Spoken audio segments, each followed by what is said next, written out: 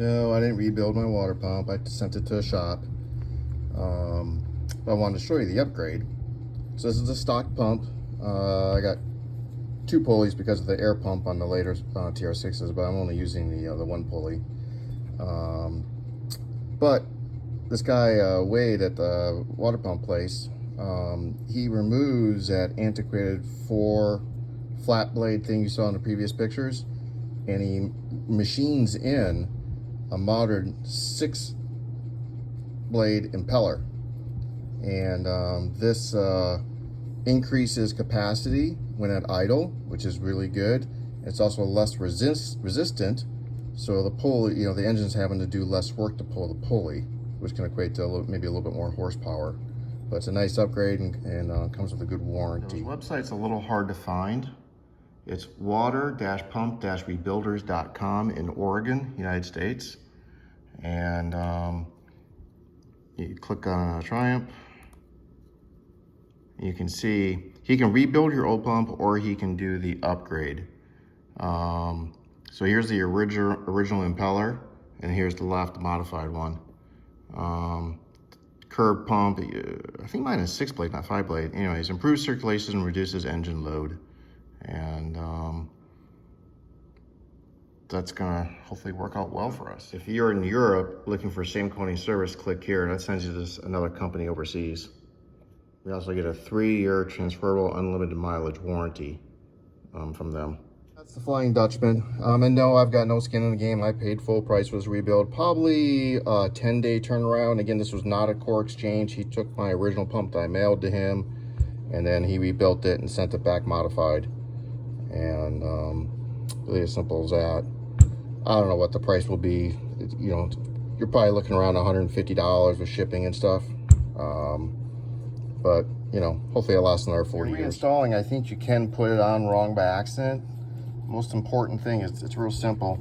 You can see this emergency drain hole at the bottom in case that seal breaks. It's to alert you that you've got a leak. And you want to make sure that drain hole is is pointing straight down. That way you know what orientation to put your bolts back on. While I was at it, I went ahead and pulled my radiator and I sent it to a shop for around $150. They took the top off, ran a rod down all the original holes in the core, cleaned it out, dipped it, painted it, and tested it, and did a flow test before and after, and they said it was in really good shape. So I really wanted to keep my original, I think it's a copper core. I also spent $18 and I had them weld in, drill a hole and weld in a nut and a drain cock here. I'm really excited to have that, and already tested it and it works good, and I think that's going to be a good improvement. That's the biggest damage I had, just a little bit, some bent fins. The rest of it was in good shape, but it needed a rebuild. It needed a good Flying Dutchman gives you a nice gasket. Appears to be pretty good quality. My choice of adhesive is Hylamar Blue. You put it on both surfaces, and then you let it sit for a little bit for evaporation to occur and the chemicals, and then you attach it, and it basically never hardens. But it's a high quality gasket sealer. Talk about thermostats for a second. I got 2. The manual says to run a 180 degree stat, but there's catalogs that say to run 165 for the summer, and I live in Florida. Anyway, so I've got a 165 by Intermotor. Looks like it's 75001. But I kind of got talked into installing a 180, and everyone said get a Stant. Here's the Stant. This is the Super Stat Premium. Best one you can get. It's like 20 bucks, which is a lot for this. Anyways, this came in the mail yesterday. I was actually really disappointed in this stat. So here's the cheaper standard Intermotor. It weighs a lot more. You can see the size of the flange for sealing. It's thicker and better. You can see the gauge of the spring. It's kind of hard to see, but the gauge of the spring is just thicker. I like how there's 2 posts up here, where this one is 3 posts, supposedly it's a high flow stat, but I think it's 3-post because it's weaker, thinner metal.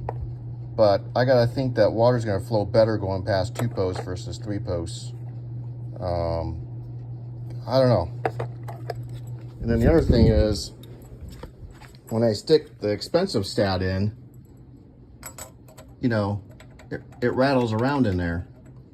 And then when I stick the cheaper stat in, it fits like a glove. It doesn't move at all. So either I'm going to return this expensive one, I think, or I'm going to keep it in my trunk as a spare. But I think I'm going to put this one in, for right now, keep it at the 165. But I just wanted you guys to see the difference in these stats, that I really wasn't impressed with the Stant Super Stat Premium. I think the Intermotor is a much higher quality thermostat.